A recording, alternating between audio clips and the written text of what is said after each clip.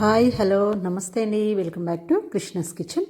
ఈరోజు వీడియో వచ్చేసి టేస్టీగా చికెన్ దమ్ బిర్యానీ చేసుకుందామండి. నేను ఎప్పుడు ఇంట్లో ఎలా చేస్తానో ఈరోజు చూపిస్తానండి. చాలా ఈజీగా సింపుల్గా ఇంట్లో ఉన్న వాటితోటి చాలా ఈజీగా చేసేసుకోవచ్చు. చాలా బాగుంటుందండి. నేను ఎప్పుడు ఎలా చేస్తానో రెగ్యులర్గా ఇలాగే చేస్తానండి చికెన్ దమ్ బిర్యానీ. చికెన్ దమ్ బిర్యానీ ఎలా తయారు చేయాలో ఇప్పుడు చూసేద్దాం పదండి. ముందుగా దానికోసం 1 కిలో చికెన్ తీసుకొని పసుపు ఉప్పు నిమ్మకాయ వేసుకొని నీట్గా కడుక్కోవాలండి. పసుపు ఉప్పు నిమ్మకాయ వేసుకొని ఒక 10 నిమిషాల పాటు కలిపేసి పక్కన పెట్టుకుని ఆ తర్వాత ఒక 3-4 సార్లు నీటిలో వాష్ చేసుకుంటే మనకు నీసు వాసన అనేది రాకుండా ఉంటుంది. ఇప్పుడు 1.5 టేబుల్ స్పూన్ కారం, నేను ఇది కిలో చికెన్ అండి. 1 టేబుల్ స్పూన్ కారం, 1/2 టేబుల్ స్పూన్ పసుపు, 1.5 టేబుల్ స్పూన్ అల్లం వెల్లుల్లి పేస్ట్ ఎక్కువే ఉండాలండి కిలో కాబట్టి. ఇది బిర్యానీ మసాలా వచ్చి నేను పూణే నుంచి తెప్పించుకున్నానండి. ఇది చాలా బాగుంటుంది బిర్యానీకి. అన్ని స్పైసెస్ కలిపి పడతారు. ఇది వేస్తే ఇంకా ఏ బిర్యానీ మసాలా కానీ మామూలు మసాలా కానీ అక్కర్లేదండి. నేను కిలోకి 3 టేబుల్ స్పూన్లు వేస్తున్నాను ఈ మసాలా. అందులోనే ఒక 6-7 పచ్చిమిర్చి ఇలా పొడవుగా చీల్చుకొని వేసుకోవాలి. కొంచెం కొత్తిమీర, ఒక కట్ట కొత్తిమీర, ఒక కట్ట పుదీనా, చిన్న టమోటాలు ఒక 2 అండి, చిన్న సైజు టమోటాలు 2 వేసుకున్నాను. ఇవి పెద్ద నిమ్మకాయలు కాబట్టి 2 తీసుకున్నాను. ఒకవేళ చిన్న సైజు అయితే 3 వేసుకోండి. రసం తీసుకొని 2 వేసేసుకోండి. ఇందులో పెరుగు వేసుకోవాలండి. పెరుగు కిలోకి 1/2 కిలో అయితే కంపల్సరీ వేసుకోవాలండి. అప్పుడే మనకు గ్రేవీ వస్తుంది. బిర్యానీ అనేది పొడిగా రాకుండా కొంచెం ముద్దగా వస్తుంది. ఆ మసాలాలు తగులుతూ ఇంకా మనకు కర్రీ లేకపోయినా కూడా చాలా బాగుంటుంది. కిలోకి 1/2 కిలో వేసుకుంటే పెరుగు వేసుకొని మొత్తం ఇలాగా మసాలాలన్నీ బాగా కలిసేలాగా మొత్తం మ్యాగ్నేట్ చేసేసుకోవాలి. చూడండి, ఇలా మొత్తం మ్యాగ్నేట్ చేసుకున్నాం కదా. ఈ విధంగా రావాలండి మనం కలుపుకున్నది. మరి ఇంకా తక్కువ ఉండొద్దు. ఇలా వచ్చిన తర్వాత ఒక ఉల్లిపాయ, మీడియం సైజు ఉల్లిపాయ ఇలా పొడవుగా కట్ చేసుకొని వేసుకోవాలి. ఇప్పుడు ఇందులో 4 గరిటెలు ఆయిల్ వేసుకోవాలి. 4 గరిటెలు నేను వేసే గరిటెతోటి 4 గరిటెలు ఆయిల్ వేసుకొని ఒకసారి మళ్ళీ బాగా కలుపుకొని దీన్ని ఒక 5 అవర్స్ కానీ నైట్ అంతా పెట్టుకున్నా చాలా బాగుంటుందండి. లేదంటే ఒక 5 అవర్స్ 2 అవర్స్ అలా పెట్టుకొని, టైం లేదంటే మినిమం ఒక హాఫ్ అన్ అవర్ అయినా కలిపి పెట్టుకోవాలని. అలా మ్యాగ్నేట్ అయితేనే చక్కగా మనకు అందులో మొత్తం ముక్కలకి మసాలా పడుతుంది. ముక్కలు కూడా చాలా సాఫ్ట్గా వస్తాయి నానడం వల్ల. చూడండి, నేను ఒక 2 అవర్స్ నానబెట్టిన తర్వాత ఇలా స్టవ్ మీద పెట్టేసుకొని ఉడికించుకోవాలి దీన్ని. అది ఉడికేలోపు మనం రైస్ కడిగి పెట్టుకుందాం. నేను కిలో చికెన్కి కిలో రైస్ తీసుకున్నానండి. కిలో చికెన్కి కిలో రైస్ అయితే పర్ఫెక్ట్గా సరిపోయిద్ది. ఇప్పుడు దీన్ని ఒక 2-3 టైమ్స్ నీట్గా వాష్ చేసుకోవాలి.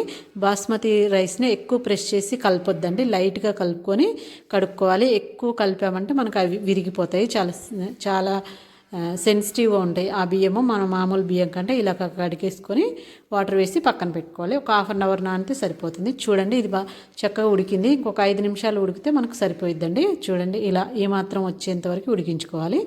ఇంతకంటే ఇంకా వాటర్ తీసేయొద్దండి. మనకు అప్పుడు ఇలా తీసేస్తే బిర్యానీ అనేది కింద డ్రై అయిపోద్ది. అలా కాకుండా మనకు ముద్దగా మసాలాలు తగులుతూ ఉండాలంటే ఇలా ఉంచేసుకొని ఇప్పుడు తీసి పక్కన పెట్టేసుకోవాలి. ఇప్పుడు స్టవ్ మీద ఒక పెద్ద గిన్నె పెట్టుకొని 1 టేబుల్ స్పూన్ ఆయిల్ వేసుకొని ఇందులో మసాలాలన్నీ వేసుకోవాలండి. సాజీరా, చెక్క, లవంగాలు, బిర్యానీలోకి వేసుకునే మసాలాలన్నీ వేసుకోవాలి. అందులోనే ఒక 2-3 బిర్యానీ ఆకులు వేసుకొని ఇవి కొంచెం ఫ్రై చేసుకోవాలి నూనెలో. ఇలా ఫ్రై చేసుకొని వేసుకుంటే బిర్యానీ వేరే టేస్ట్ చాలా బాగుంటుంది. ఇప్పుడు ఒక 1/2 టేబుల్ స్పూన్ అల్లం వెల్లుల్లి పేస్ట్, ఒక ఉల్లిపాయ, ఒక 3-4-5 పచ్చిమిర్చి, కొంచెం కొత్తిమీర వేసుకొని పుదీనా ఉంటే పుదీనా కూడా వేసేసుకోండి.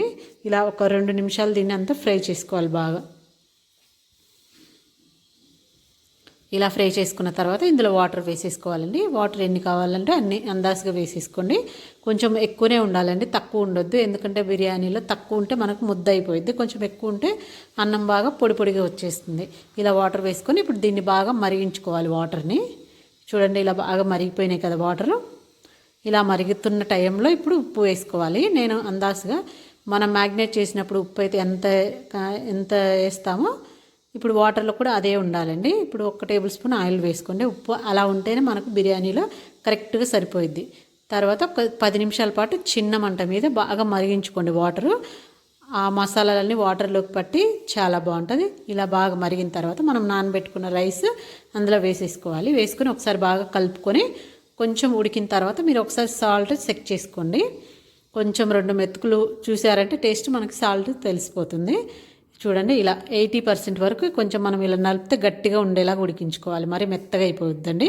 గట్టిగా ఉండేలాగా ఉడికించుకొని ఇది తీసేసి పక్క స్టవ్ మీద పెట్టేసుకొని, మీ దగ్గర పెన్నం ఉంటే పెన్నం పెట్టుకోండి. పెన్నం లేదంటే డైరెక్ట్ స్టవ్ మీద పెట్టేసుకొని మంట సిమ్లో పెట్టుకొని అప్పుడు మనం ఉడుకుతున్న రైస్ ఇందులో వేసేసుకోవాలి.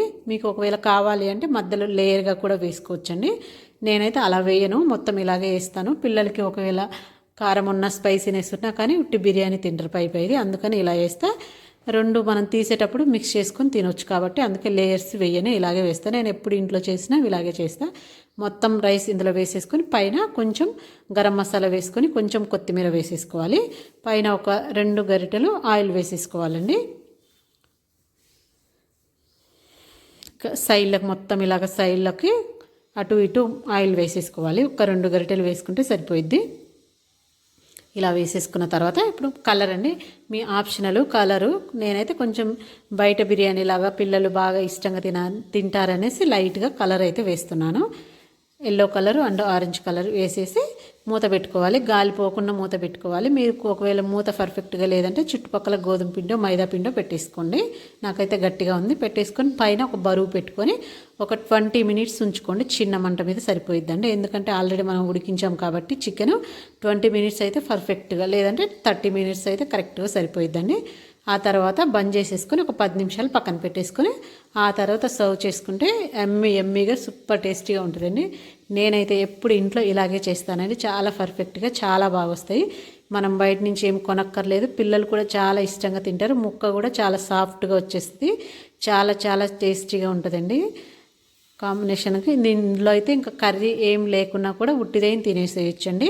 చూడండి పైన ఇక్కడ ప్లెయిన్గా ఉంటుంది, కిందకు వచ్చేసరికి మొత్తం మసాలా ఉంటుంది. మనం పెట్టుకునేటప్పుడు మిక్స్ చేసుకొని వేసుకుంటే చూడండి చక్కగా మసాలాతో పాటు ఆనియన్ నంచుకొని ఆనియన్ ఇంకా నిమ్మకాయ వేసుకొని తింటే సూపర్ టేస్ట్గా అద్దిరిపోయిద్దండి. అంతే, ఇంకా మాటలు లేవు. ఇలా చేసుకొని తిన్నామంటే వేడి తింటుంటే తినాలనిపిస్తుంది. అంత బాగుంటుంది. ఒకసారి మీరు కూడా ట్రై చేయండి.